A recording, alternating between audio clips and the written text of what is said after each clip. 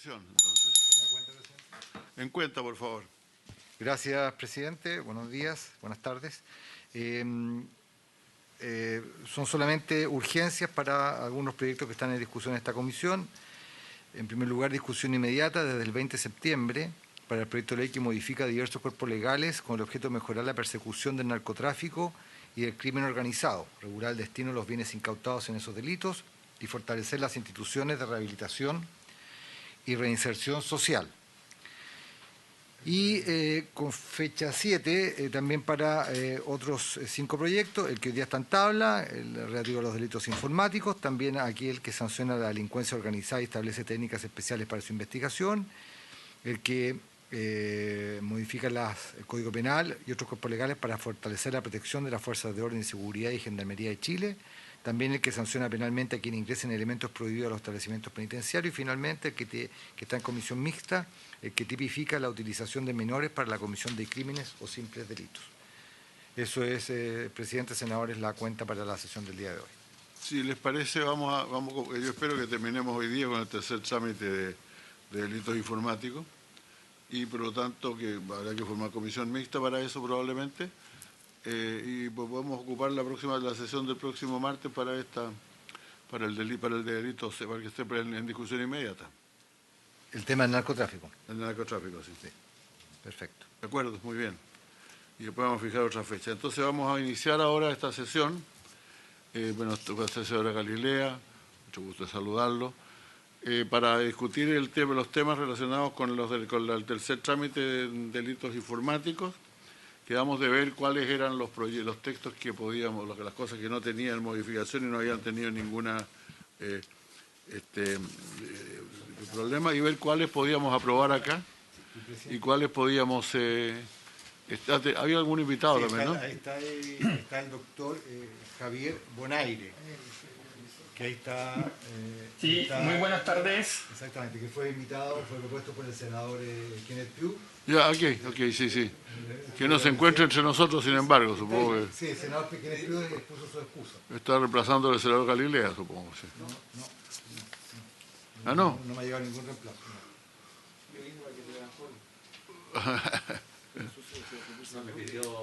Yo quiero un cortado, por favor. No, él venía con una sacarina, 2 sacarinas, sí. No, me pidió Felipe Castro. Ah, Felipe. ¿Lo estaría reemplazando? Entonces está ya a Castro no lo consideramos a nuestro amigo Galilea, que parece muy bien. Bueno, ya. Vamos a empezar, señor secretario, si le parece. Vamos a darle la palabra, entonces, perdón, si me permiten los señores senadores.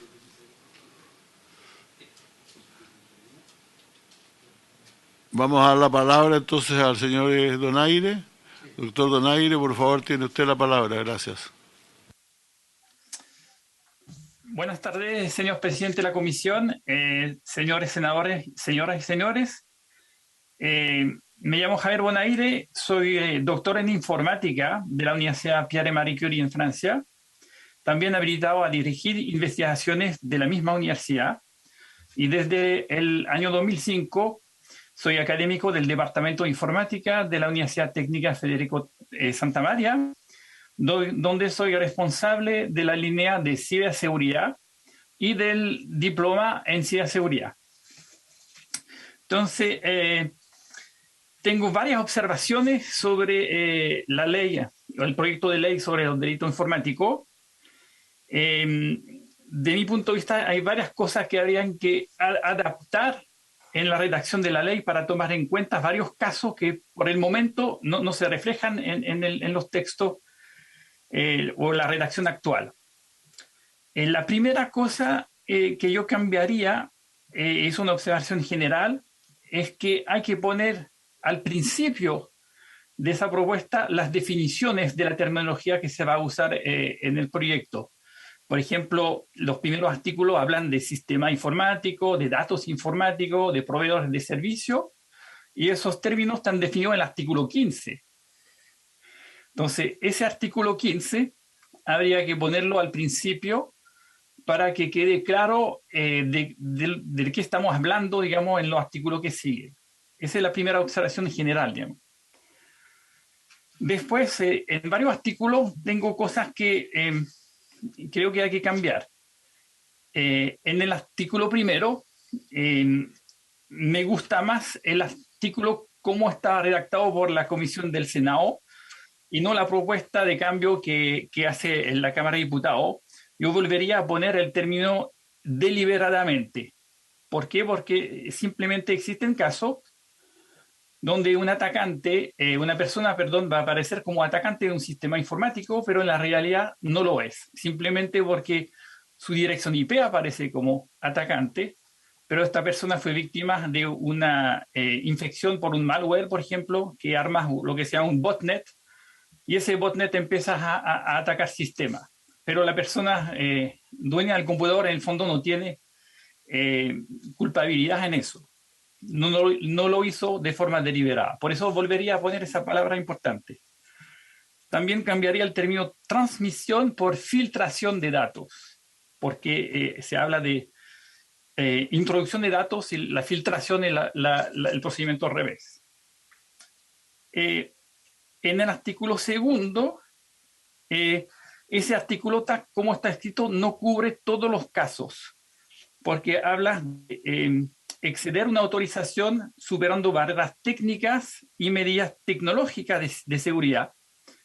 Le agregaría o mediante técnicas de ingeniería social. ¿Por qué? Porque el caso del phishing, por ejemplo, que es uno de los más comunes en problemas de seguridad, no es un problema de barreras técnicas, es un problema de comportamiento del usuario que cae en una trampa por, en general, ingeniería social, informaciones que los atacantes saben sobre la persona en general. Entonces, habría que agregar ese caso porque si no el phishing no entra en el artículo segundo y el phishing representa 70% de los ataques informáticos que existen actualmente. Más adelante, en el artículo cuarto, yo agregaría una pequeña frase al final, porque cuando se trata de daños a datos informáticos, esos daños no solamente impacta al titular del sistema informático, pero también impacta a las personas a las cuales corresponden esos datos. En muchos casos son datos personales, tarjeta de crédito, número de teléfono, etcétera, y eso también impacta a la persona. Entonces agregaría algo como cuando se cause un daño al titular de los datos o a las personas cuando se trata de datos personales. Eso me parece importante.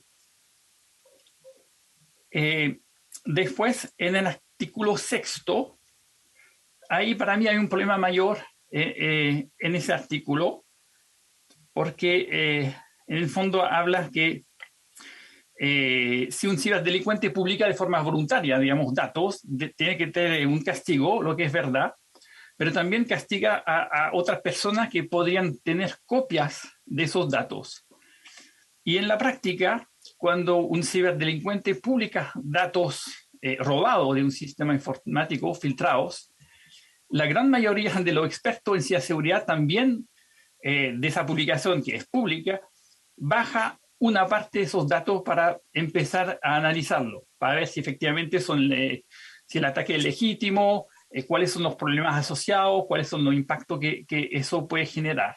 Entonces, yo creo que en ese artículo hay que excluir el hecho de tener copias o parte de esos datos a fines de investigación en ciberseguridad, porque todas las empresas actuales de ciberseguridad lo hacen. Les voy a dar un caso concreto que fue el caso de la clave única. Toda la base de datos se filtró y todos los expertos que yo conozco, todos bajaron parte de esa base de datos para verificar efectivamente los hechos, de dónde venía el problema, cuáles eran los impactos que podían tener en otras empresas. Entonces, si se prohíbe hacer eso, vamos a tener un problema en la práctica de varias empresas y hasta universidades que lo hacen. Por eso agregaría la frase que el que conociendo su origen o no pudiendo menos que conocerlo, almacene o transfiera datos informáticos provenientes de la realización de las conductas descritas en los artículos 2, 3 y 5 con otro objetivo, que la investigación en ciberseguridad sufriera de la pena asignada por el aspecto delito. Eso me parece más correspondiente a la realidad. Después, hay otro problema mayor que encuentro en el artículo 8, el octavo, porque ahí habla que personas que diseñan, implementan o ponen a disposición dispositivos hardware o software que son exclusivamente diseñados para hacer un ataque informático, serán castigados. Y eso sí que es un problema porque todos lo hacemos, todos los expertos en ciberseguridad lo hacen, diseñan herramientas cuyo primer objetivo es atacar sistemas, porque en ciberseguridad, la educación en ciberseguridad necesita saber atacar para ser capaz de defender. Entonces nosotros en la universidad lo hacemos además en cooperación con la Brigada del Cibercrimen de Valparaíso, diseñamos, implementamos herramientas que podrían ser Doctor, usadas perdón para perdone que lo interrumpa, pero ese tema no está tratado más adelante en otro artículo, el tema, digamos, de la investigación científica que de alguna manera usa este tipo de procedimiento. ¿O se trata de otro asunto distinto? Por una parte, en el artículo 16, pero tampoco estoy de acuerdo con el 16. Sí, por eso. bueno, por eso está bien, pero lo que pasa es que... Bueno, está bien, Sí. Perdón la interrupción, siga nomás, por favor. Sí. Vamos a hablar del artículo 16 porque también hay algunos problemas acá, pero digamos, castigar personas que son expertos, que en el fondo lo hacen para el bien común, me parece complicado, porque eso es, todas las empresas en Chile de ciberseguridad lo hacen, las universidades que trabajan en el tema lo hacen, nosotros lo hacemos con la PDI, la Brigada del Cibercrimen. Tenemos varios proyectos donde se efectivamente desarrollan herramientas, software, que podrían perfectamente ser usadas por otro lado, por un ciberdelincuente para atacar. Ahora, el objetivo inicial no es exactamente ese. Entonces, eso en el documento que transmití hoy día a la comisión hay una propuesta de cambiar un poco la formulación para excluir ese caso. El famoso artículo 15, justamente donde se trata de definir los tres términos que son datos informáticos, sistema informático y proveedor de servicio, yo haría algunos cambios leves para tomar en cuenta todos los casos. Un dato informático cambiaría la definición por toda representación de hechos, información o conceptos expresados en cualquier forma que se preste a procesamiento digital o análogo, incluidos los programas diseñados para el procesamiento en un sistema informático. Para mí es importante incluir la palabra digital o análogo, porque todavía existen algunos sistemas que podemos considerar como informáticos que son análogos. En la aviación, por ejemplo, hay algunos. Entonces, si no se toma en cuenta, cualquier sistema análogo estaría fuera de la definición de datos informáticos, digamos. Lo mismo para un sistema informático, donde cambiaría la definición por todo dispositivo o conjunto de dispositivos digitales o análogos cuya función o la de alguno de sus elementos sea el procesamiento, el almacenamiento o la transmisión, automatizados o no, de datos. Eso es un poco más general que la definición anterior, porque en la definición anterior, por ejemplo, no entrarían los sistemas análogos y el procesamiento o almacenamiento de datos no necesariamente es algo automatizado. Me dice, te está refiriendo todavía al artículo 8 usted, ¿no? No, en el 15. Ah, ya, ok, es que eso nos lo habíamos todos perdido acá, que estaba hablando del artículo 15 sí. en realidad, y no encontrábamos el lugar donde estaba. Permítame, lo vamos a buscar de una carrera. De datos. Ya, correcto, ahí están las definiciones, sí. Sí, lo que debería estar al principio del proyecto, para dejar un marco bien definido de lo que se entiende por datos informáticos, sistema informático y proveedor de servicio. Ya, Entonces, muy bien. también la definición de proveedor de servicio la cambiaría un poco porque la actual no incluye todos los casos. Le pondría toda entidad pública o privada que ofrezca a sus usuarios servicios de telecomunicaciones, de procesamiento y o almacenamiento de datos por medio de un sistema informático. Eso un poco más general. Te propone aquí un cambiar. Usted nos está mandando un texto, ¿no? Sí, lo transmití hoy día ¿Lo al tenemos, principio de secretario? la mañana a la persona, a la secretaria que me mandó la Perfecto, sí, invitación. ya lo tenemos. Muchas gracias. Lo vamos a repartir después. Entonces, ese cambio. Y el artículo 16 después, que justamente trata de la investigación académica, ahí tampoco estoy mucho de acuerdo con eso, porque, bueno, por la versión que propone la Cámara de Diputados, porque la versión que tenía el Senado era mucho mejor, porque no veo cuál es la razón para que un académico o una investigación académica tenga más derecho que Silencio, la por otra favor, por persona favor. o que la empresa en ciberseguridad. Adelante, por favor.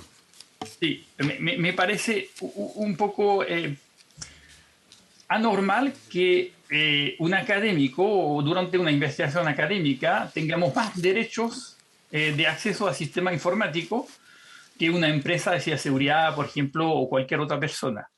Eso también abre la puerta a que cualquier persona se va a declarar como académico porque pertenece a cualquier entidad de educación y va a poder, en el fondo, intentar entrar en sistema informático sin pedir los derechos al titular. Okay. Entonces, me parece que la redacción anterior del Senado, que decía que se puede hacer mediante la autorización previa del titular del servicio informático, me parece suficiente.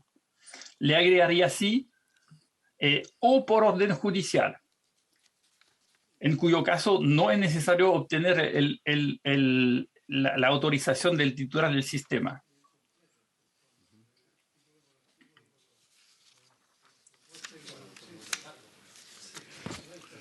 Sí, siga, por favor. Sí, y en ese artículo hay un problema, vamos a decir, Oye, pero no técnico. conversen tanto, por favor. No escucho nada. Hay un momento donde dice que el Ministerio Público puede pedir a cualquier proveedor de servicio que guarde los datos que tiene durante un periodo de 90 días prorrogable, es decir, que en fondo 180 en total. El problema es ahí que no fija ningún límite de la ventana de tiempo durante la cual un proveedor de servicio debe tener sus datos. Ejemplo, el Ministerio podría poner a cualquier empresa de telecomunicación o de acceso a Internet datos sobre un usuario X y la empresa le va a decir, bueno, tengo las 20 últimas 4 horas y nada más.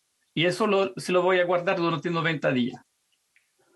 Eso concretamente no sirve para nada. ¿Por qué no sirve? Porque actualmente se puede demostrar que cuando hay un ataque informático, las primeras entradas de las personas en un sistema, entre esa primera entrada y el día donde gatillan realmente el ataque final, hay un promedio de 187 días actualmente. Es decir, más de 6 meses. Entonces, una empresa, un servicio, nadie le impone tener un historial de datos, lo que se llama en informática un archivo de log, durante varios meses como ventana en el tiempo. El artículo no tiene ningún efecto porque ninguna empresa lo va a hacer y los datos que van a obtener son datos de algunas horas atrás y nada más. Y en el fondo nada útil para una investigación de la breve del crimen o de cualquier investigación en ciberseguridad. Por ejemplo, en Francia, los proveedores de servicio tienen una obligación de mantener los datos de conexión, direcciones IP, etcétera, de los usuarios durante un año por atrás, lo que efectivamente permite en caso de investigación de encontrar rastreos anteriores de los ataques. Acá hay solamente una obligación de guardar datos cuando se le pide al proveedor guardarlo, pero nadie le dice cuánto tiempo por atrás debe tener esos datos. Y la mayoría va a decir que ni siquiera tienen datos. No registran esa información más allá de la última hora, por ejemplo. Nadie le va a imponer hacerlo más allá de eso. Entonces, para mí, ese es un problema porque si no se fija un límite, cualquier investigación en ciberseguridad va a fallar, digamos, porque no tendremos ninguna certeza que ocurrió algo en un momento anterior. Y con ese mismo artículo, al final, habla sobre la destrucción segura de la información por parte de un proveedor de servicio. Es decir, que cuando se termina la investigación judicial, ese proveedor de servicio debería o deberá destruir de forma segura esos datos. Y hay un pequeño problema en la práctica de qué es lo que se entiende por destrucción segura de datos. Porque en la mayoría de los casos, los datos están en servidores, en disco duro, en respaldos, en caché alrededor de todo el Internet, no solamente en el país de origen, en todas partes. Lo que es el caso, por ejemplo, de los proveedores de redes sociales. Los datos están diseminados en todas partes con varias réplicas y copias. Entonces, la destrucción segura, ¿qué significa? La eliminación total de los datos, la inaccesibilidad a esos datos. Y la buena pregunta es saber quién será responsable de fiscalizar eso, que realmente lo hicieron, y si la persona a la cual corresponden esos datos será capaz también de pedir un comprobante que se hizo esa operación de eliminación o de destrucción segura de datos. Entonces, eso es una preocupación grande porque trata también el problema de los datos personales. La mayoría de las filtraciones de datos, los datos que se deben obtener durante una investigación policial son datos personales. ¿Y qué garantía vamos a tener que esos datos después desaparecen? Eso es mi problema mayor, porque conozco ese problema con las redes sociales, por ejemplo, donde uno destruye la cuenta, pide destruir una cuenta, y lo que pasa es que la cuenta solamente es inaccesible, pero los datos todavía lo tienen y todavía entran en todos los algoritmos de búsqueda, etcétera, que tienen las redes sociales. Solamente la cuenta no es accesible, pero todos los datos del usuario siguen vivos en sus servidores. Entonces, habría que definir qué significa destrucción segura. Básicamente son las observaciones que tengo. Hay algunas otras más pequeñas que aparecen en el documento, en cada artículo, que son cosas menores, pero los puntos que le expuse ahora son dos puntos que me parecen súper importantes porque tienen un impacto grande en cuál va a ser el alcance del proyecto. Nosotros trabajamos con la Brigada de Cibercrimen de Valparaíso, y varios de esos temas lo conversé con ellos muchas veces, especialmente el tema de poder acceder a los datos de proveedores de servicio, porque por el momento ellos no logran hacerlo, aunque lo piden. El proveedor le dice, perfecto, no tengo datos. No hay. ¿Por qué? Porque no hay ninguna ley que le impone, que le dice tienen que guardar esos datos, tener esos datos durante tanto tiempo atrás. Entonces, la Brigada de Cibercrimen está con muchos problemas porque no pueden obtener datos, no pueden comparar llamada telefónica o cosas de ese tipo porque la compañía simplemente no lo tiene. Ahora sí, imponer meses para almacenar datos a una compañía de telecomunicaciones, por ejemplo, significa para ellos una inversión grande en términos de almacenamiento y probablemente no van a estar de acuerdo. pero es necesario si queremos ser capaces de volver a cuál fue el inicio del ataque, cuándo ocurrió el ataque inicialmente, eventualmente determinar de dónde, lo que en la mayoría de los casos es imposible. Si no tenemos esos datos, no hay nada que hacer, digamos.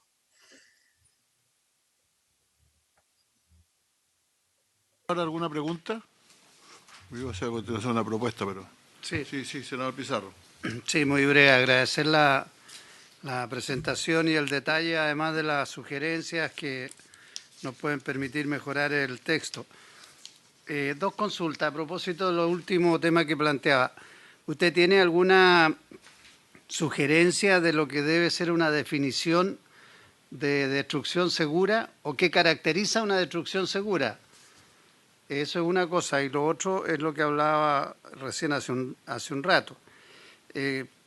Solo por conocimiento, en el tema del plazo de mantención de los datos por un operador, usted dice que tiene que ser un plazo suficientemente amplio, sugiere como 8 meses, para que pueda tener posibilidades de éxito alguna investigación que se esté haciendo respecto de quién ha cometido un cibercrimen. Y que el problema es que los operadores lo que hacen no es mantener los datos, sino eliminarlos. Al eliminarlos, ¿no es una destrucción segura también de los datos? Y que hay un costo involucrado, me imagino, en la mantención de esa información. ¿De qué magnitud estamos hablando? ¿Qué es lo que implica eso en términos de recursos humanos, financieros? Perdone la ignorancia en el tema, pero me llama la atención. A ver, la primera pregunta, ¿qué es lo que es una destrucción segura de datos? Técnicamente sería eliminar cualquier copia existente de esos datos. ¿Ya?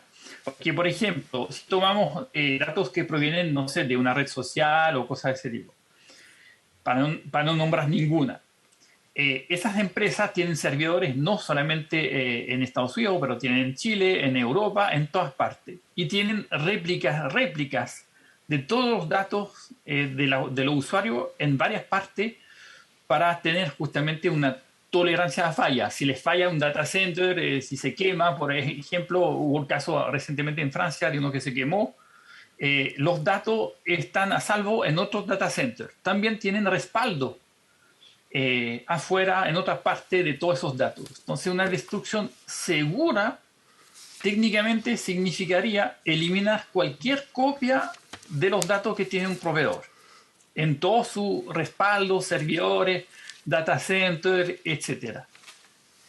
Y eso en la práctica no es fácil. A veces ni siquiera saben dónde están las copias de los datos porque eso es un proceso automatizado donde algunos software, digamos, cambian la ubicación de los datos en función de conexiones, de carga del sistema, etc. Por eso que es algo difícil asegurar una destrucción segura de datos. Uno tiende a decir ahora, un dato que está en Internet nunca va a salir, no hay forma de eliminarlo. ¿Ya? Entonces, no sé si hay que mantener ese término, destrucción segura, o cambiarlo por destrucción de datos, esperando que sea lo más posible. Y si se mantiene segura, hay que definir qué es lo que es. Eliminación de todas las copias de los datos, etc. Es un poco como hay una definición de un sistema informático o de un dato informático. Y para la segunda pregunta, le voy a dar un ejemplo para entender un poco mejor. Todos conocen que ocurrió en el Banco de Chile hace 2 años y tanto atrás. Y el día que gatillaron el ataque, la famosa mañana donde en todas las sucursales no había ningún computador funcionando, digamos, en el banco. Pero se demostró por la investigación en ciberseguridad que se hizo después que los ciberdelincuentes entraron en los sistemas del banco por lo menos 6 meses antes de este ataque. ¿Ya? Y pasaron este tiempo analizando la estructura del banco de forma interna, armando el ataque final, digamos. Entonces, esa fase preparatoria, vamos a decir, del ataque, se hace durante meses antes. Por eso que si solamente tenemos donde los proveedores de servicio datos que son del día anterior, de la semana anterior o del mes anterior, con eso no encontramos ese rastreo de dónde vienen las primeras conexiones eventualmente, porque no lo tienen, simplemente. Entonces, sí, pedirle que se mantenga por lo menos 8 meses, puse 8 meses porque, como le dije, el promedio actual entre la primera entrada y el ataque final, digamos, es de 187 días, lo que es un poco más de 6 meses. Y eso va aumentando, digamos. Entonces, 8 meses realmente es lo que me parece el mínimo. Como le dije, en Francia tienen 1 año, lo que es bastante más todavía. Entonces, el impacto para un proveedor de servicio va a ser un impacto en términos de costo de almacenamiento. De personal, no realmente, no va a cambiar nada en términos personal. Lo que sí va a cambiar es que van a tener que dedicar más espacio de almacenamiento en sus data centers para mantener, guardar ese historial de conexión entre una persona, una cuenta de usuario y página web o dirección IP de destino. Eso van a tener que invertir en eso sí o sí, porque con la cantidad de usuarios que tienen, mantener varios meses de esa información tiene un costo en términos de tamaño de esos datos. La otra pregunta después será saber si la PDI, por ejemplo, la Brigada de Seriedad del Crimen, cuando van a pedir a través de una orden judicial esos datos a una empresa, un proveedor de servicio, si la PDI va a ser capaz de recibirlo, si va a tener la capacidad técnica de recibir eventualmente una gran cantidad de datos para analizarlo, porque eso es lo que va a pasar también. Entonces, sí tiene un impacto en términos financieros para los proveedores de servicios. No van a estar contentos, le puedo decir que, porque yo viví eso en Francia, salió en 2006 esa ley de antiterrorista que le impone hacer eso y no estaban para nada contentos. Ya hicieron todo lo que pudieron para eliminar esa cláusula de la ley, no lo lograron y ahora, bueno, todos están conformes con eso, tienen que hacerlo. Porque si no, como le digo, no hay forma de rastrear las cosas. Ya es difícil en términos normal porque muchas veces las direcciones IP que se encuentran no son las reales, pasan por VPN, se esconden detrás de varios tipos de técnicas. Pero si además no la tenemos, bueno, la investigación va a ser recorta, digamos. No hay forma de terminarlo. Y a mí me parece súper importante cuando se va a tratar de ataques a la infraestructura crítica del país, que no está definida todavía cuál es. Pero eso aparece en uno de los artículos donde se llama, no me acuerdo cuál es, donde se habla de infraestructura pública. No crítica, pero... Entonces, cuando vamos a tener ataques a ese tipo de infraestructura, y ya hay varias en Chile que ocurrieron antes, si no tenemos ninguna forma de rastrear de dónde viene y cómo, va a ser de difícil. Y eso solamente los proveedores de servicios tienen esa información. El senador Galilea quiere hacer alguna pregunta también. Profesor, ¿Sí? sobre lo mismo que estaba hablando usted, hay algo que me tiene confundido. El artículo 18 ¿Ya? modifica el Código de Procedimiento Penal en el artículo 218 bis y el 219. Entonces, el 218 bis, ahí es donde están estos plazos que a propuesta del Ministerio Público pueden obligar a guardar información por 90 días o 180 días, que es lo que a usted le parece muy exiguo, porque las planificaciones de estos ataques informáticos son más largas. Pero el artículo 219 obliga a todas las compañías, a las compañías proveedoras de servicio, a tener el respaldo de todas las direcciones IP, los números IP, conexiones que realicen entre clientes y usuarios, sus correspondientes datos relativos al tráfico, domicilio, residencia, etcétera, etcétera, durante un año, que me parecería que es consistente con lo que usted estaba planteando. Entonces, no entiendo bien por dónde va su crítica, porque el 219 establece un plazo de un año. Entonces, no sé si ahí hay un problema de redacción o cómo conversa el 218 bis con el 219, pero el plazo de un año para las compañías está en el proyecto de ley. Entonces, eso es lo que quería entender bien. Es que en la versión del texto que me llegó a mí, no aparece esa información, porque artículo 219 acá, lo que tengo, no habla de plazo. En el segundo párrafo del 219 dice: por datos de suscriptor se entenderá toda información en forma de datos informáticos. Perdón, Sí, no el párrafo 2, es 1, 2, 3, 4.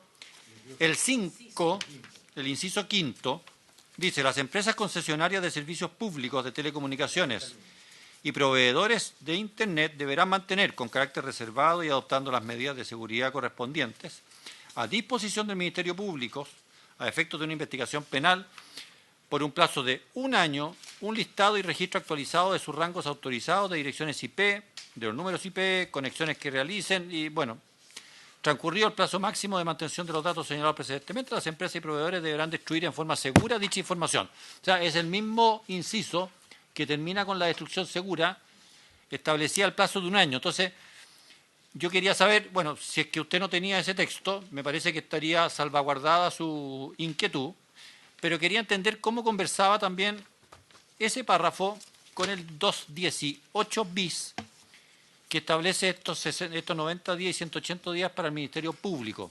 No sé si alguien de los que están en el panel podría explicar bien eso. Pero vuelvo a reiterar, me da la impresión de que el texto, por lo menos el que tenemos nosotros acá en la Comisión a la Vista, establece el plazo de un año que pareciera ser suficiente de acuerdo a lo que usted nos explicó. Eso, presidente. Sí. Doctor. Sí. Yo tengo una duda. Sí, yo estoy mirando la redacción del artículo 200, ¿cuál es? 19. ¿Cuál? Efectivamente, en el parágrafo habla de un año, pero leyendo eso me queda la duda si el proveedor tiene que mantener datos existentes a disposición del Ministerio Público durante ese año, o si también se fija el plazo de las ventanas que deben tener los proveedores de servicio. Ahí tengo la duda en la redacción, cómo se puede interpretar eso. Porque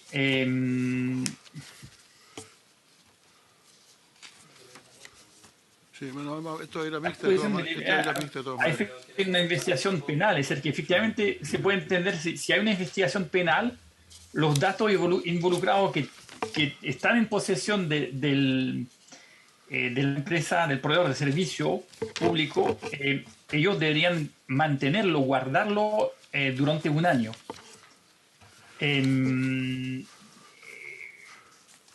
Pero eso se dice cuando hay una investigación penal.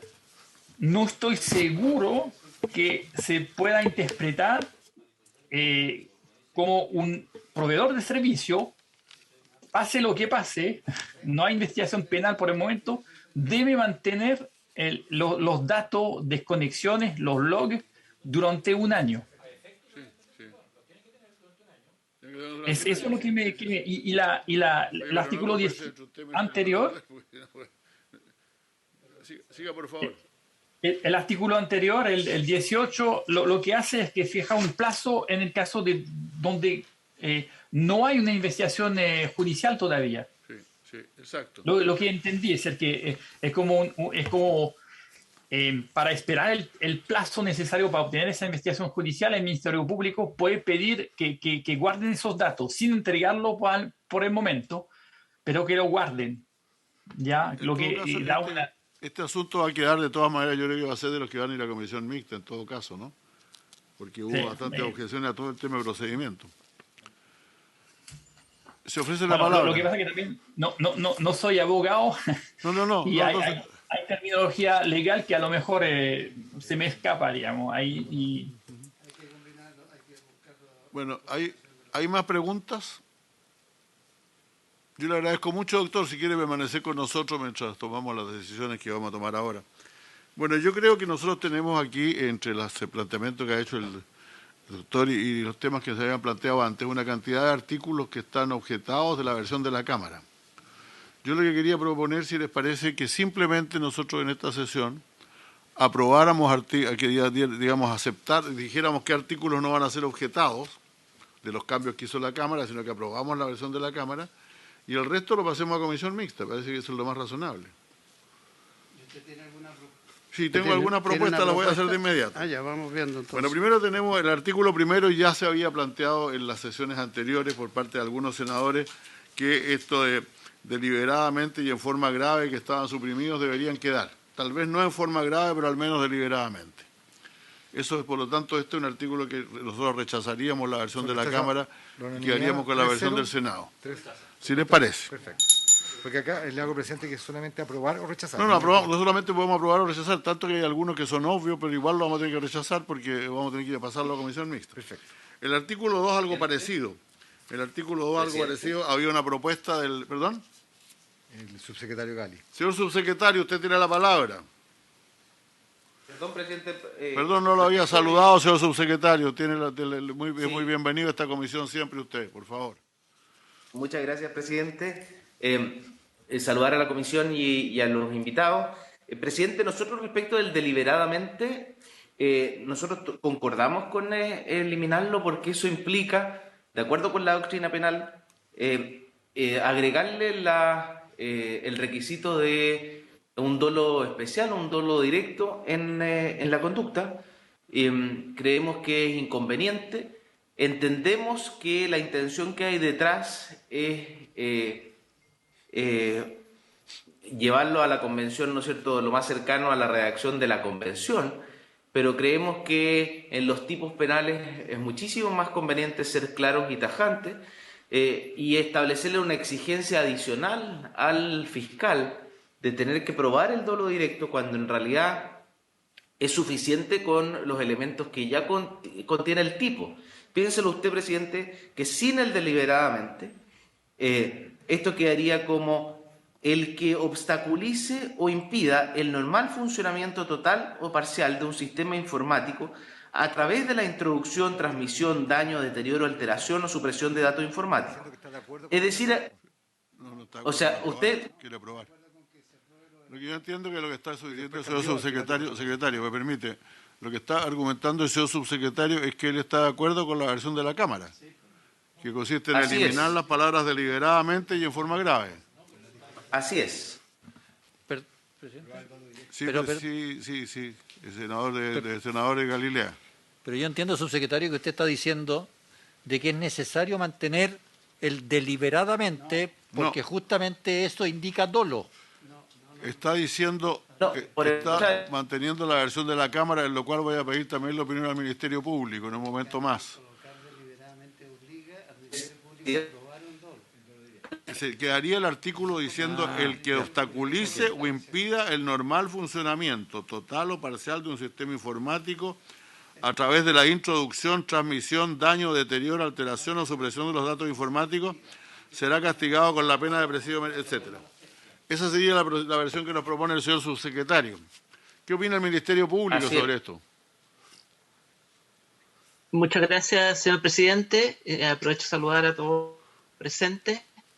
Nosotros coincidimos con el Ministerio del Interior en términos de que la figura aprobada por la Cámara es una figura dolosa, no es una figura culposa, no incorpora ningún tipo de negligencia, sino que es derechamente una figura dolosa y que tiene bastantes exigencias en términos copulativos de no solo que... Se le fue. Está con dificultades ahora sí. Además, con no solo el pedir el funcionamiento, sino que a través de ciertos medios. Nos parece que la fórmula aprobada en su minuto en el Senado, tanto por el lado de grave como por el lado de el que tenga que ser con un dolo directo y no con dolo eventual, por ejemplo, es muy, muy, muy restrictivo. Eso, señor presidente, muchas gracias. Entonces lo dejamos para comisión mixta, ¿no? ¿Eh? Sí, bueno, entonces en este caso, que no estoy diciendo la última palabra porque se me perdió un poco, pero a mí me parece bien, yo no tengo inconveniente, no tendría inconveniente en aprobar en este caso, salvo que el señor, el profesor, ¿cómo es el nombre del profesor? Bonner nos había propuesto incluir la palabra a través de la introducción, transmisión, filtración, daño, deterioro, alteración o supresión de los datos informáticos. Pero yo creo que podemos en realidad... Filtración es que filtración es una cosa algo distinta, porque es violar los secretos simplemente, ¿no? Bueno, lo aprobamos este. ¿Qué les parece que aprobemos este ya y así partimos con algo bueno? Señores senadores. A mí me hace sentido. De acuerdo. ¿Quién dijo de acuerdo? Jaime Quintana dice que está de acuerdo, perfecto, ya tenemos uno que está de acuerdo ahí. Yo también estoy de acuerdo. ¿Incorporar los textos que propone el profesor Bonner o no? No creo, no lo ha dicho por lo menos. Pero le ofrezco la palabra, señor secretario, vamos a votar este artículo, vamos a votar la versión de la Cámara. Eso es lo que se vota. ¿Se vota a favor la versión de la Cámara o se rechaza? Señor presidente, pone en votación la modificación introducida por la Cámara de Diputados en el segundo trámite constitucional, que suprime el vocablo deliberadamente y la expresión en forma grave. Senador Galilea. Senador Pizarro. A mí me hace sentido lo planteado por el señor subsecretario, aunque parezca raro. Lo voy a respaldar en esta oportunidad, subsecretario. A favor. Senador Quintana.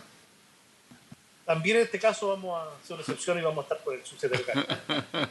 Presidente. Yo voto con mucho gusto por lo que dice el señor subsecretario, no tengo ningún problema, lo apruebo. Entonces queda aprobada 4-0 esta primera enmienda de la Cámara de Diputados. Muy bien. Artículo segundo. Ha reemplazado excediendo la autorización que posea de forma ilegítima. Yo francamente creo que lo que planteó en su momento el ex senador Arbó es muy real, o sea, es más común que hacerlo de manera ilegítima y que una persona tenga autorización para una determinada acción y exceda la autorización. Por eso a mí me gustaba más el de la Cámara, el del Senado, y por eso en este caso yo rechazaría el de la Cámara, si me permiten. Sí, está bien. Porque siempre es de forma ilegítima, por cierto, eso es obvio. ¿Estamos de acuerdo, presidente? Lo lógico es también evitar el de forma... No, queda de forma ilegítima. Eso es el Bueno, pero si lo llevamos a mixta y ahí revisaremos la redacción. La Cámara propone reemplazar, excediendo... O sea, estamos rechazando el del Senado, de la Cámara simplemente. ¿Estamos de acuerdo en rechazar el de la Cámara? Si rechazamos el de la Cámara, mantenemos excediendo la autorización que posee. Eso efectivamente, el senador Arboe hizo una buena aclaración respecto de por qué hay gente que está autorizada, pero se sobrepasa en sus atribuciones. Pero ahí tenemos que en todo caso, al rechazarlo, conversamos con la comisión mixta, por cierto, si el Senado, si la Cámara quiere insistir. Muy bien. ¿Por la misma votación les parece? No, se nos ha perdido el senador Quintana ya en este momento. No está. Sí. Entonces, ahí está. Estoy de acuerdo. La misma votación, por la misma votación entonces se rechaza. Se rechaza. Se rechaza 4-0. Ya. Después viene el artículo Después viene la cuarto, página 3. el artículo cuarto. No, presidente, la página 3. En la página 3 sí, el artículo cuarto. Sexto. No, es que el artículo cuarto teníamos un comentario por el señor del doctor Omaire, y yo quiero saber si algún senador quiere recoger este comentario. Él habla aquí de la necesidad de que se protejan, también se señale claramente no solamente un daño grave al titular de los mismos, de los datos informáticos, sino también a los datos personales. No entendí muy bien esa objeción. Si la puede formular de nuevo antes de que aprobemos el artículo. Sí, yo entendí que es lo que quiere es agregar una frase al final del artículo 4. No, y así no está aquí, no sé, esto no fue, en realidad esto no, en todo caso esto yo me lo voy a reservar, aprobado. Pero este no tiene cambio, entonces como no tiene cambio no estamos facultados para rechazarlo.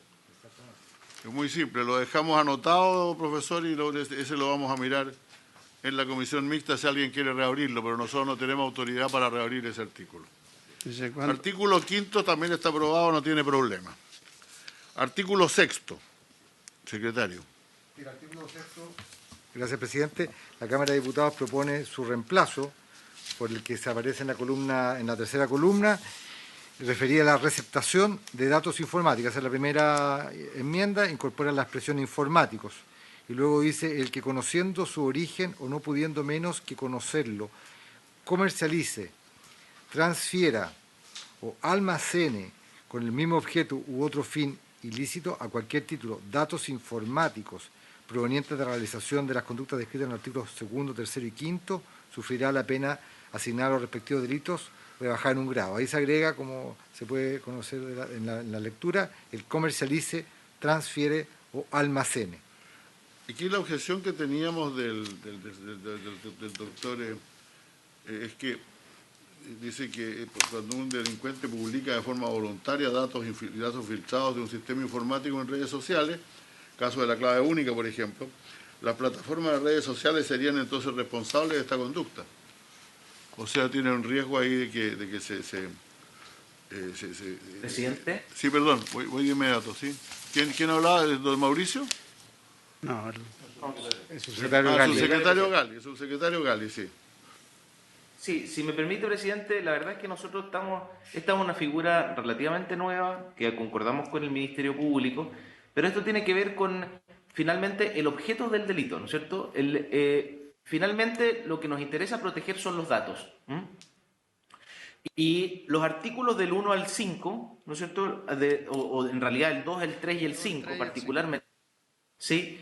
A lo que apuntan son conductas de personas que accedieron o destruyeron o se intrometieron en sistemas informáticos y accedieron a datos. El producto de eso es que obtuvieron datos, ¿no es cierto? Ahora, si es que otro tuvo acceso a esos datos y los comercializó, los transfirió o los almacenó con el mismo objeto, es decir, con el objeto de cometer alguna de las conductas descritas en el 2, 3 o 5, o con otro fin ilícito, se constituye el delito de receptación. Nosotros habíamos hecho un tipo más simple en el Senado. En la Cámara le pusieron más requisitos. Nosotros creemos que es importante para la persecución penal que, sabiendo o no pudiendo menos que saber, una persona que comercialice, transfiera o almacene datos que fueron obtenidos ilícitamente, no puede, ¿no es cierto?, quedar impune. Es aquella persona que, sabiendo que datos fueron obtenidos ilícitamente, los almacena y los transfiere, presidente.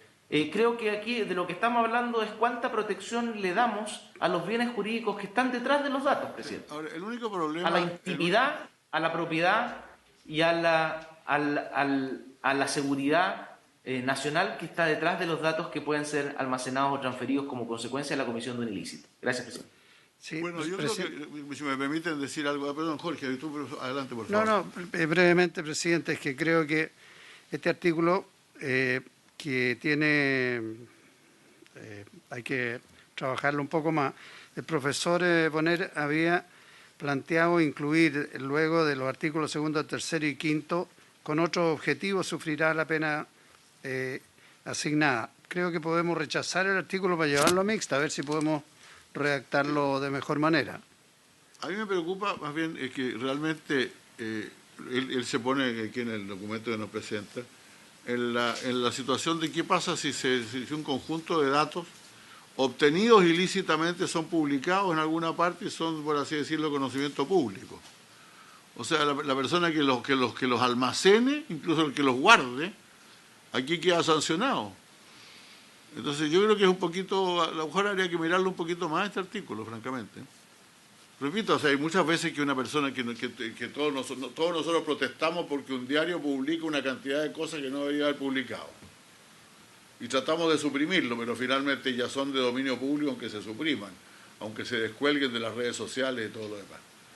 Pero resulta que, por lo tanto, 6 meses después un investigador usa esos datos en alguna actividad de algún trabajo académico y nosotros lo vamos a penar por haber almacenado los datos. Solo una duda ahí.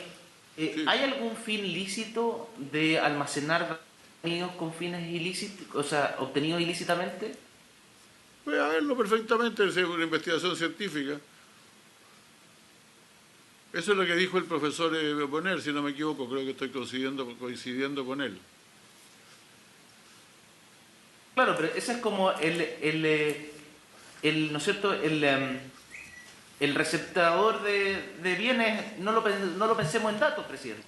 Aquel que compró un bien robado sabiendo que era robado, no lo tiene para un fin ilícito, lo tiene para su uso personal, simplemente. Es un argumento interesante, porque en realidad uno también puede ser avisado en el diario del mueble, y igual si está robado usted lo pena si es que lo utiliza, claro, está claro. Profesor, ¿quería decir algo usted? Está sin micrófono, está sin el micrófono. Está muteado. ¿Ahora sí? Sí. Sí, justamente, el caso de la clave única, por ejemplo, es el mejor caso que existe. Para nosotros en la academia, en la universidad, es nuestro caso estrella. Lo usamos siempre como ejemplo para los alumnos en el diploma, para mostrar todo lo que no había que hacer en términos de seguridad. Porque ese caso resume todo. Todas las malas prácticas están en ese mismo sistema. Entonces, claro, yo no conozco ni un experto en ciberseguridad en Chile que no bajo de las redes sociales, que está en Facebook en ese momento, una parte de la base de datos de la clave única, incluyendo yo, justamente a fines de investigación para ver cómo está diseñado esa base de datos y ver cuáles son los pasos para enseñar al alumno que no hay que hacerlo así para no tener ese tipo de problemas. Entonces, eso es a fines de investigación y yo le puedo dejar firmado que todas las empresas de ciberseguridad en Chile lo hicieron igual. No hay ninguna que pasó al lado. Entonces, el problema es... Para no usar clave única, entonces, precisamente. No, que se demostró, bueno, hubo muchos problemas ahí. Una vez podemos conversar de eso si quieren, pero el problema también es que si una persona, el ciberdelincuente, publica esos datos en una red social, por ejemplo, Facebook, Twitter, lo que sea, ese artículo dejaría responsable también a esas redes sociales por esa publicación, si no se dan cuenta a tiempo, no lo eliminan a tiempo. Y tampoco tienen algoritmos 100% seguros para detectar ese tipo de publicaciones. Entonces, Facebook sería culpable de almacenar datos robados, a lo mejor sin saber de dónde vienen, pero datos que no deberían ser públicos.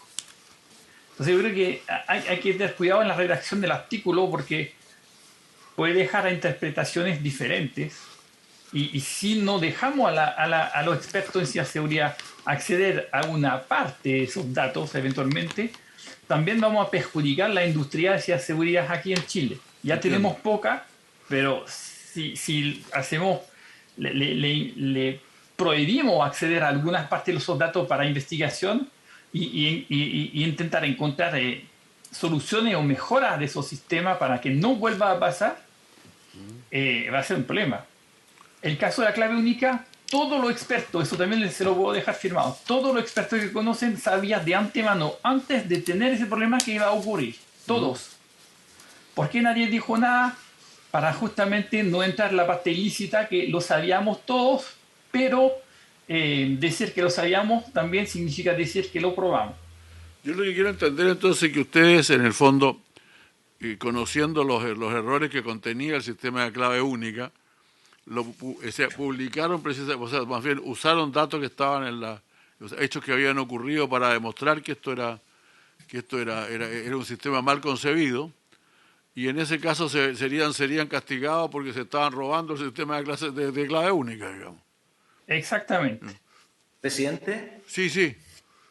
Si me lo permite, presidente, lo que pasa es que yo creo que aquí no hay que transformar la ciberseguridad en algo tan distinto a la seguridad. Y la verdad es que no hay que tratarlo de manera tan distinta, porque esto es equivalente a que a mí me digan que para probar que un sistema de alarma no funciona yo me puedo entrar a robar una casa. Pero no con el fin de robar, sino que simplemente de probar que el sistema de alarma no funciona. Y efectivamente esto es... y además, incluso, yo además me puedo quedar con el producto del robo, es decir, me llevo el televisor simplemente para comprobar que los sistemas de seguridad no son los adecuados, pero además me puedo quedar con el televisor que me robé.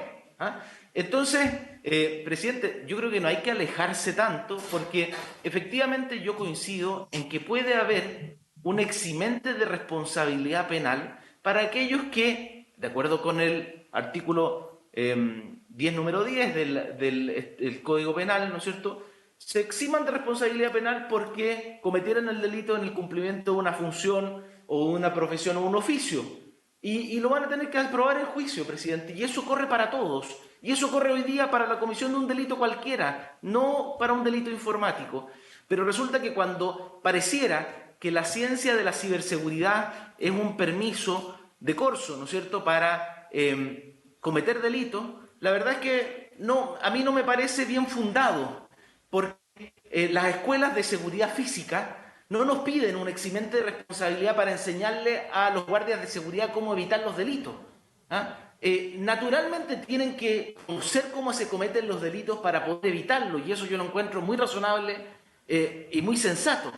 Pero no nos piden un eximente de responsabilidad especial para las universidades para enseñar cómo se cometen los delitos, tener un permiso para cometerlos, presidente. Entonces, creo que aquí se está tratando de poner a la ciberseguridad en un nivel de protección anticipado en materia penal que no se justifica. Es parte de la regla general, presidente. Van a estar exentos de responsabilidad penal aquellos que cometan un delito informático como consecuencia del ejercicio legítimo de una profesión o oficio, incluso la academia. Y eso es razonable, presidente, y eso está bien que así sea. Pero para eso no se requiere un eximente de responsabilidad penal especial, ni tampoco excepciones especiales para la academia ni para ninguna persona por el oficio especial que él dice ejercer. Presidente, esto es muy simple. La legislación penal es de regla general. La conducta que queremos hacer es proteger a aquellas personas que acceden ilícitamente. Y además el ejemplo del profesor creo que es incorrecto, porque Facebook, si es que no conocía el origen ilícito de los datos, no está cometiendo el delito que nosotros estamos contemplando, porque el delito lo dice muy claramente, dice el que conociendo su origen o no pudiendo menos que conocerlo, almacene, etcétera, etcétera. Entonces, presidente, aquí hay un requisito especial del tipo, que es que al menos tiene que haber un dolo eventual. Aquí tiene que haber una persona que, conociendo el origen ilícito de los datos, los almacenó. Y por lo tanto, presidente, creo que aquí no inventemos situaciones especiales para la ciberseguridad, cuando para la seguridad esto ya lo llevamos haciendo hace mucho tiempo. Sí, ¿puedo contestar a eso? Señor presidente.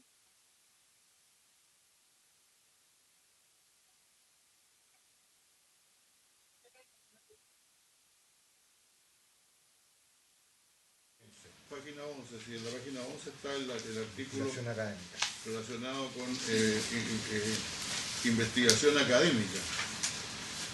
Y ahí hay un artículo propuesto por la Cámara de Diputados, que yo por lo menos estaría por revisar, ¿no? Pero en todo caso ese artículo que está propuesto por la Cámara de Diputados dice claramente en el caso del delito previsto en el artículo primero, el inciso primero del artículo segundo, que es el de... Presidente, micrófono. Perdón. El artículo segundo dice que habla del acceso ilícito, el que excediendo el que sin autorización o excediendo la autorización que posea y superando barreras técnicas o medidas tecnológicas de seguridad acceda a un sistema informático será castigado con. Y luego presidente, está sin audio, no lo y estamos luego escuchando. es que se me apaga el micrófono aquí, no sé por qué. Y luego digo que el artículo segundo se refiere al acceso ilícito, y luego en el artículo, el artículo, ¿qué número es? En la página 11, el artículo 16, prevé la investigación académica. Y la investigación académica dice, en el caso del delito previsto en el inciso primero del artículo segundo, o sea, acceso ilícito, y sin que haya mediado autorización policial, judicial o del Ministerio Público de ninguna especie, constituirá elemento eximente de responsabilidad penal el hecho de que se participe, etcétera, etcétera. Cosa que algunos, incluido el profesor Bonner, consideran exagerado, una protección exagerada a la investigación científica, y por eso ese lo íbamos a rechazar. Yo creo que esto que estamos planteando aquí, sin otro fin que la investigación científica, decía el profesor, está incluido dentro del 16. Por lo tanto, yo sugeriría que por ahora lo dejemos como está aquí, y después lo discutiremos al rechazar, después rechazaremos el artículo 16, pues, si les parece. Entonces, sí, senador Galilea. Sí, mirando, presidente, el cambio que hace la Cámara respecto de lo que salió del Senado, Sí. Que el Senado solo había tipificado acá el almacenamiento. Sí, exacto. Y ellos le agregaron la comercialización y la transferencia. Así es. Que a mi juicio no involucra para nada. El profesor había planteado que eso podía hacer cómplice a las compañías de telecomunicaciones, pero yo creo que eso no es así. El que transfiere no es la compañía de telecomunicaciones, él es la carretera nomás. El que transfiere es el que va en el camión y lleva la mercadería de un lado a otro. Y por tanto yo creo que mi intuición es que efectivamente debiéramos aprobar lo que vino de la Cámara, sí, ampliando el tipo a comercialización, transferencia y almacenamiento, y ver el tema de la investigación en ciberseguridad en el artículo 16. Ok. Senador Pizarro, ¿usted está de acuerdo con eso? El senador Galileo, no sé si el senador de Quintana está todavía. Senador Sí, Quintana, su opinión. Presidente, sí, yo estoy de acuerdo en esto estoy de acuerdo nuevamente con el subsecretario Gali, pero además estoy de acuerdo con las personas, con los datos. Yo siento que si Chile tuviésemos nosotros hoy día una legislación de datos personales, probablemente esta discusión no estaría teniendo lugar. Claro. Y ese sería el valor central, ¿no es cierto?, a proteger. Y por lo tanto yo creo que aquí me bajaría con la posibilidad del eximente para demostrarlo en un juicio, pero no dejaría esto tan abierto. Yo también creo que debiéramos aprobar lo que viene de la Cámara. Bueno, entonces lo ponemos en votación, secretario. Señor El artículo presidente, sexto. sí, señor presidente, Versión de la Cámara de Diputados. sí, el señor presidente pone en votación la enmienda introducida por la Cámara de Diputados para reemplazar el artículo sexto de este proyecto de ley. Senador Galilea. Senador Pizarro. A favor. Senador Quintana. Por favor. Presidente. A favor. Entonces queda aprobado la propuesta modificatoria de la Cámara de Diputados por la unanimidad de los mismos presentes. Bueno, después viene un artículo que no fue cuestionado tampoco por nuestro... El 7. que no, pero que también fue cuestionado por el profesor, pero solamente con el término filtración. El fraude informático, en realidad nosotros no tenemos autoridad para poner eso, tenemos que votar sobre esto que está aquí. La Cámara de Diputados ha hecho un cambio simplemente de una conjunción por una coma. El artículo decía el que causando perjuicio a otro y con la finalidad de obtener un beneficio económico, y ahora diría el que causando perjuicio a otro, coma, con la finalidad de obtener un beneficio económico para sí o para un tercero, manipule un sistema informático. Esto es más que puramente de redacción. Es más que redacción. Si nosotros rechazamos esto, te permite abrir el debate en la mixta. Claro, el problema es que en realidad que diga el que causando perjuicio a otro y con la finalidad de obtener un beneficio económico para sí o un tercero. Es copulativo. Y después dice el causando perjuicio a otro, coma, con la finalidad de obtener un beneficio económico para sí o un tercero, son copulativos los dos, pues. A mí me parece que es gramatical y mejor redactado como dice la Cámara. Entonces yo lo dejaría como está en la Cámara, de plano. ¿Les parece? Ya no sé, yo respecto a eso no tengo inconveniente, pero si se quiere hacer alguna modificación o algún agregado, abrirlo en la comisión mixta. tendríamos que llevarlo a la comisión mixta, que es lo que ha planteado el Que habla de profesor. filtración, lo vamos a guardar igual que el anterior, por lo mismo. Bueno. Bien, el senador Quintana está de acuerdo, la verdad es que es solamente un cambio de redacción, no... Estoy de acuerdo. Ok, Estoy de acuerdo. con la misma mayoría entonces, con la aprueba? misma votación. Por favor, se aprueba con la misma votación, sí. Bueno. Ahora, el octavo, si les parece, hay un cambio simplemente en una referencia, que se hablaba del artículo 5 de la ley 20.009, y dicen que es el artículo séptimo de la ley 2009. ¿Podríamos verificar eso, secretario? Inmediatamente, presidente. Es tan amable.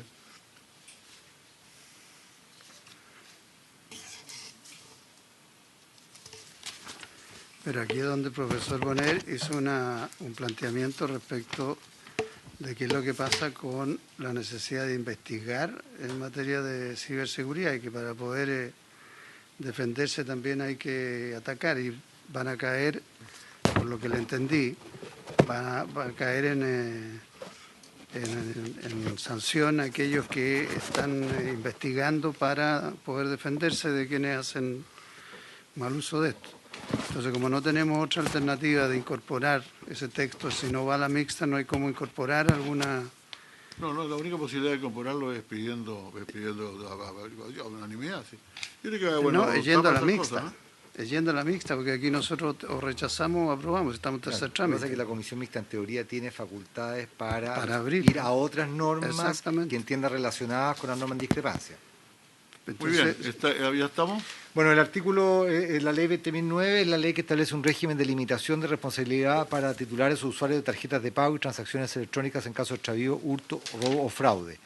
Y el artículo séptimo, que es el que propone que la Cámara de Diputados que se haga la referencia en este artículo octavo, es precisamente el que dispone, o el que sanciona, más bien dicho, las conductas que a continuación se señalan constituyen un delito de uso fraudulento de tarjetas de pago y transacciones electrónicas y se sancionarán con la pena de presidio menor en su grado medio, etcétera.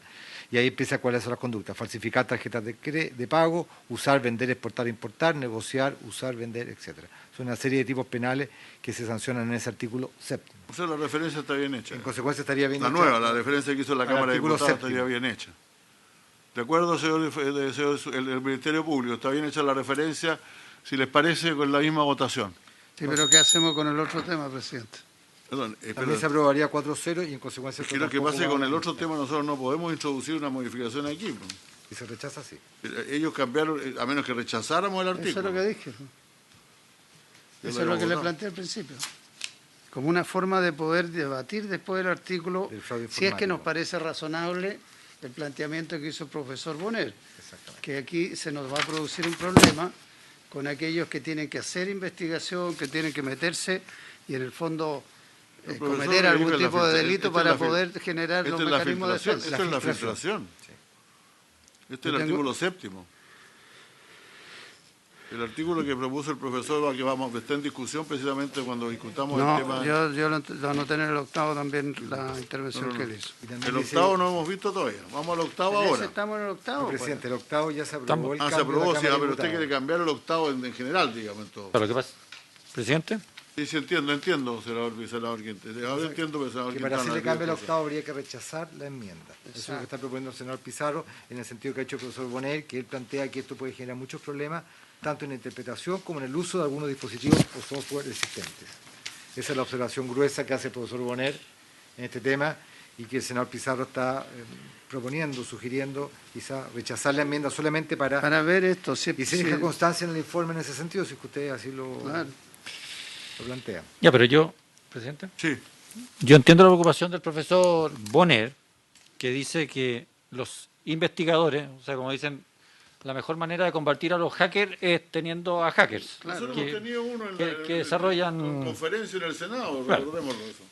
El punto, entonces yo creo que y me encantaría tener la opinión del Ministerio del Interior y de la Fiscalía, porque donde se le produce, creo yo, el cortocircuito al profesor, es en esta frase que dice creados o adaptados principalmente para la perpetración de dichos delitos.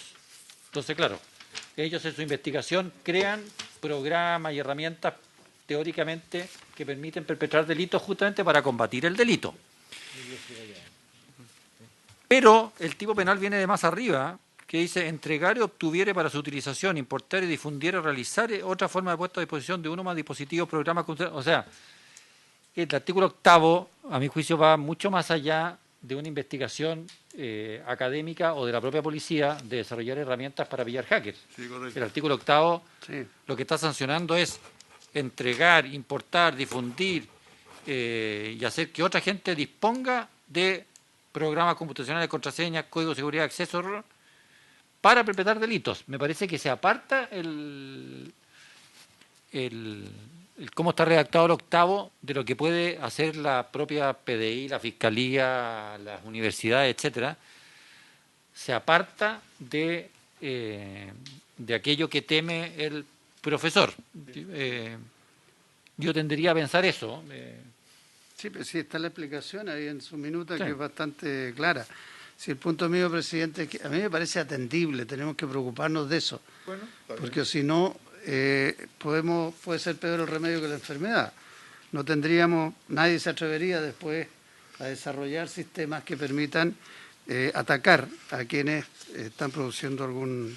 Ahora, yo insisto, algún bueno, esto cibercrimen. tiene que ver, por eso yo estoy de acuerdo, disponible a rechazar el artículo, entonces, a hacer la votación de nuevo, entre nosotros tres, porque no están, parece, los otros senadores, hacer la votación de nuevo, ¿Este no lo pero hemos sobre la votado base todavía? de que lo que vamos, de que esto se va a ver todo junto con el tema de la investigación El ocho. científica y ese tipo de cosas, ¿no? Porque ese es el punto. El presidente lo dio por aprobado. El 8, no participa, es que, bueno, es que... ¿Les parece que tomemos votación entonces Vamos del con 8? votación, sí. Sí, porque ya nos queda poco ya y vamos a hacerlo rápido. Entonces, el señor presidente pone en votación la modificación propuesta por la Cámara de Diputados, que tiene por objeto reemplazar la referencia al artículo 5 por otra al artículo 7. Y se deja constancia que esto es porque queremos revisar el artículo No, claro, 7, que para los efectos de poder introducir algún tipo de cambio en el artículo 8. Sí, correcto. Senador Galilea. Yo, presidente, creo que debiéramos aprobar el 8 y todos los temas que tienen que ver con investigación académica y todo eso, abordarlo únicamente en un artículo para que sea bien claro y consistente. Y el artículo correspondiente es el 16. Yo creo que si empezamos a dejar flecos por todas partes, en aras de salvar la Hay investigación... una gran excepción en el 16, digamos. Claro, entonces yo prefiero que ahí radiquemos toda No la sé si entra problemática ahí, no sé si entra académica, investigación, etcétera, etcétera. Porque si no, vamos a terminar, creo que, desordenándonos. ¿Quién pide la palabra? Subsecretario Gali. Nuestro señor subsecretario, por favor. Sí, por favor. Presidente, tiendo a coincidir con el senador Galilea Yo también. en el sentido de que los tipos penales tienen que quedar clarísimos. Las excepciones, esto es equivalente, presidente, perdone que vuelva a la comparación con la seguridad física, ¿no es cierto? El estado de necesidad, por ejemplo, si una persona roba por hambre, el hurto famélico, ¿no es cierto? Tendríamos que en cada una de las figuras de delitos contra la propiedad establecer una excepción para aquel que cometió ese delito por hambre. Y no lo hacemos así, lo que hacemos es establecer una simiente de responsabilidad, de estado de necesidad, en que cualquier delito, aunque tiene que ser probado, puede ser cometido de manera no antijurídicamente cayendo en un estado de necesidad. Aquí nos pasa algo similar. Yo creo que, como lo dice el senador Galilea... Estamos en votación nosotros, ¿eh? Estamos en votación Sí. ya, sí, por favor. Y estamos en la No, hora, por eso así mismo, creo coincidente con el senador Galilea, presidente, en que regulemos a qué conductas vamos a eximir de responsabilidad en un artículo que sería el 16, no en Está cada bien, uno pero de los estamos tipos votando penales. eso, pues, subsecretario. Interrumpe la votación usted, con mucho aprecio. Ya, el senador Galilea ya votó a favor. Perdón, ¿vota a favor, senador Galilea? Sí, voto a favor. Perfecto. Senador Pizarro. Bueno, si hay garantía de que vamos a poder ver esto en el artículo 16, votémoslo a favor. El problema, ¿por qué planteo esto yo así? Porque ya no ha pasado en otras comisiones mixtas, que si no está rechazado el artículo y se quiere discutir sobre la materia, basta que alguien se oponga por cualquier razón y no se puede ver. Ya no ha pasado en otras comisiones mixtas, nada más que eso. Si tenemos garantía de que lo podemos incluir en el artículo 16, el debate al menos, estaba mirando, efectivamente hay materias que son relacionadas y lo podemos tratar de colocar ahí. A favor, senador. Senador Pizarro vota a favor. Senador Quintana.